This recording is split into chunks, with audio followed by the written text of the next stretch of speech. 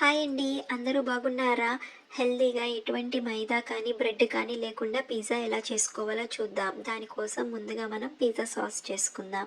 So, pizza sauce కోసం pan పెట్టుకొని కొంచెం ఆయిల్ వేసుకొని అందులో గార్లిక్ వేసి బాగా వేగిన తర్వాత టొమాటో ప్యూరీని వేసి బాగా కలుపుకోండి. కలుపుకున్న తర్వాత దాంట్లోకి సాల్ట్, పెప్పర్, ఒరేగానో, డ్రైడ్ బేసిల్స్ ఇంకా మీ దగ్గర ఫ్రెష్ ఒరేగానో, ఫ్రెష్ బేసిల్ ఉంటే ఆ 2 ఫ్రెష్ వేసుకోండి. చాలా టేస్టీగా ఉంటుంది.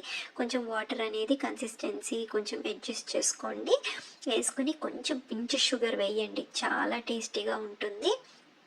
ఇదేనండి చిట్కా. అసలు పిజ్జా సాస్కి కొంచెం పంచదార వేసుకోవడమే. ఇప్పుడు బేస్ కోసం నేను ఉడికించిన బంగాళదుంపను తీసుకుని ప్రెస్ చేసుకుని దాని మీద ఉప్పు, పెప్పర్ వేసుకున్నాను.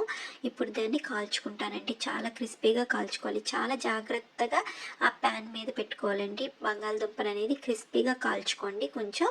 అప్పుడు ఏంటంటే బేస్ అనేది చాలా టేస్టీగా ఉంటుంది. ఇప్పుడు బేస్ కాలిన తర్వాత దానిపైన పిజ్జా సాస్ బాగా స్ప్రెడ్ చేసుకోండి. ఈవెన్గా స్ప్రెడ్ చేసుకున్న తర్వాత దానిపైన చీజ్, మీకు నచ్చిన చీజ్ మీరు వాడుకోవచ్చు ఇక్కడ. అండ్ వెజిటేబుల్స్ మీకు నచ్చినవి వేసుకోండి. నేను ఇక్కడ capsicum and grated carrots use చేశాను. ఇప్పుడు దాన్ని తీసి ప్యాన్ మీద స్లోగా పెట్టుకోండి. స్లోగా పెట్టుకుని చీజ్ మెల్ట్ అవ్వడం కోసం నేను మూతతో క్లోజ్ చేశాను. ఇక్కడ చూసారా, చీజ్ చాలా బాగా మెల్ట్ అయ్యింది. చాలా టేస్టీగా ఉంటుందండి. డైట్ చేసే వాళ్ళు ఎప్పుడైనా పిజ్జా తినాలనిపిస్తే ఎటువంటి రిగ్రెట్ లేకుండా చేసుకోవచ్చు. మీరు ట్రై చేసి ఎలా వచ్చిందో కామెంట్ సెక్షన్లో చెప్పండి friends. Thank you for watching.